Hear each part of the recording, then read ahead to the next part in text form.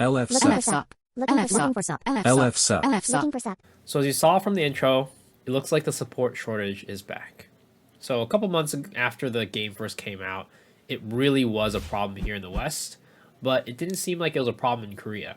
Apparently back then, a couple streamers had banded together to get everybody to make supports in Korea. So they didn't quite have that issue there. But for us, I'd say that the problem was there, but kind of went away actually when the artist came out, and there was actually a bit of a DPS shortage at the time. But now we're back, and this time Korea is here with us to enjoy this support shortage. Now, why does this keep on happening? It kind of went away for a little bit, but now it's back, right? You'd think that, oh, artists is out, more people playing supports, and it did happen for a while, but why is it back? Why does, the support shortage keep coming back? Well, in my opinion, there's really two main problems with supports. I don't think that's because supports aren't enjoyable to play, but I think it's really because, one, as a support, you're much more likely to get jailed in a pug than other classes, right? A lot of times when I play support, I pretty much only want to run it with a static because I know that my static will perform well. But when I go into pugs, as a support, I can't really do too much to influence the damage that my party's doing. Yes, you can say that as a support, if you're playing well, your party do more damage, right? But that doesn't help it if your party just doesn't perform well. If they can't even hit the boss, right? You give them a 3-bar, you give them an attack buff, and they can't even use it to hit the boss. Well, that's not something you have to deal with at a static, right? Because you know your party is going to be doing well, and if you're a DPS, you can have a direct influence over the damage that goes into the boss. But as a support, you really can only rely on your teammates. So I think that's a problem. Two, it's very hard to see your impact as a support. Yeah, you can say I got Radiant Supporter or whatever, but what does that truly mean? How much did I impact in terms of numbers?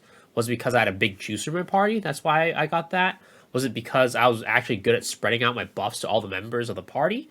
Was I keeping a high yearning uptime? I don't know any of that. These are all things you can't see in the game. And why do I think that this is something that helps the enjoyment of playing the supports? What proof do I have? Well, let's say I know some people that pray to the Church of Gold River and follow his teachings in the Bible. And I can say that they all enjoy playing support much more because they can actually see how well they're doing. They enjoy it much more compared to before they actually followed this religion because they can know what their impact is when they're doing well and when they're not doing well. So, yeah.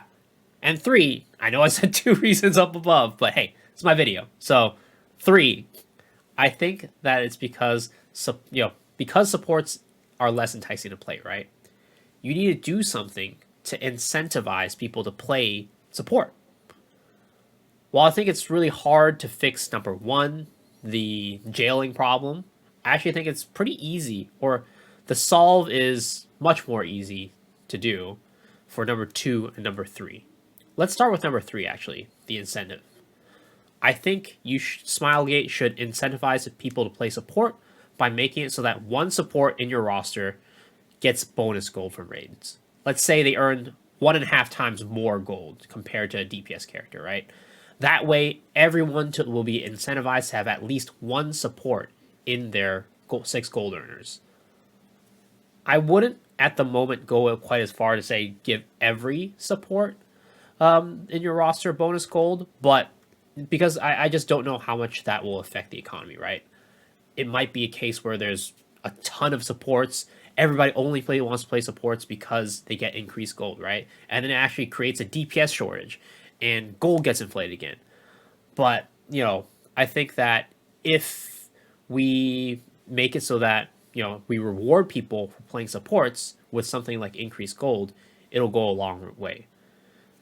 Let's say, down the line, they could even increase this amount to 2 supports, 3 supports, maybe your entire roster. We'll see. But, hopefully they can collect data and figure out what's the right balance. But I think that at least one support in your roster should get more gold from raids. That way, people will actually want to make sure that they have that one support in their roster. And also, probably even be more incentivized to play that class because that class for sure will get more gold. So they will probably prioritize playing that class in raids. Yeah. Now for number 2. I think that it's still too hard to see your impact as a support. While you get something at the end of the raid, like, again, Radiant Supporter, we don't really know what that really means. At least I, to this day, still really don't, right? Maybe it might mean, oh, I made my team stronger than the other support did. Cool. But the thing is, with DPSers, right, when you're playing a DPS, you can not only see your cruel fighter at the end of the fight, right? At the end of the raid. But during the raid, you actually get to see the big numbers that you're putting out, right? You actually see, oh, wow, I just landed a 300 mil Doomsday. I just hit a 200 mil Lightning Tiger Strike. I only usually hit 100 mil. That's crazy. I'm probably doing crazy damage. I'm probably pumping, right? You don't see that as a support. You don't know how well you're performing as a support. All you know is, like, I'm putting my skills down. Hopefully my DPS are getting it. Hopefully they're DPSing during my 3-bar window, during my attack buff window. I just don't know, right? So I think that what smilegate can do is they can add actually like another damage number for supports, right? Let's say put it in like purple color. And this purple damage number shows you how much damage your buffs added to the damage of the DPS. So let's say, or maybe it could actually just correspond to like the party number, right? So that way you actually know which person is doing that damage. So, you know, let's say party number 1 gets a red number, party number 2 gets a purple number, 3 gets an orange number, 4 gets a pink number, something like that, right? So that way you can see how much your buffs are adding to their damage. So I'll give you an example. Let's say my party, mate, my friend, is playing a Sork, and I pop a 3-bar as a bard. When he drops a Doomsday during that 3-bar, I see in purple 100 mil.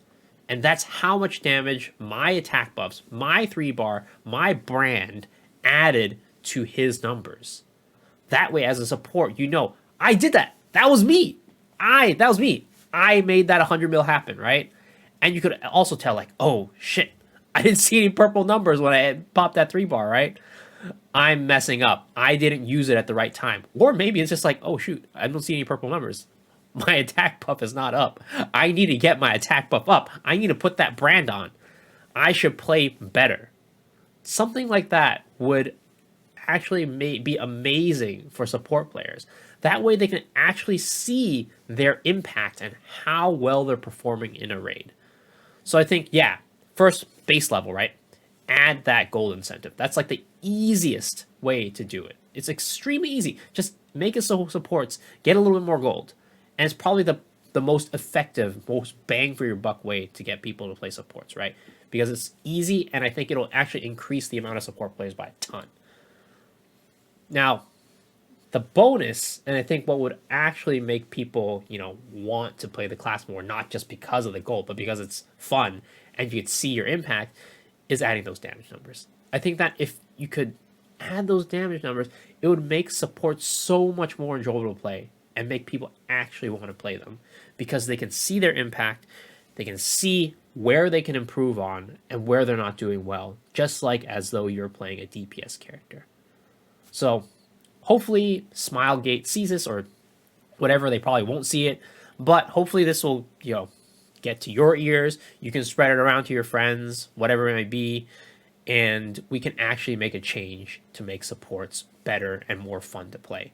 And hopefully, as a result, our support shortage will be fixed. But yeah, hopefully you guys enjoyed this video. If you did, as always, hit that like button, hit that sub button, ring the bell for notifications, and leave some comments in the comment section down below on what you think about the support shortage and what you think that, what you think would fix it. Do you think my problems will help out? Do you think they won't? Or not my problems. Do you think my suggestions will help out? Do you think that they won't? What are your suggestions? I want to hear it all. But yeah, until next time, guys, hopefully I'll see y'all in the next video. Peace out.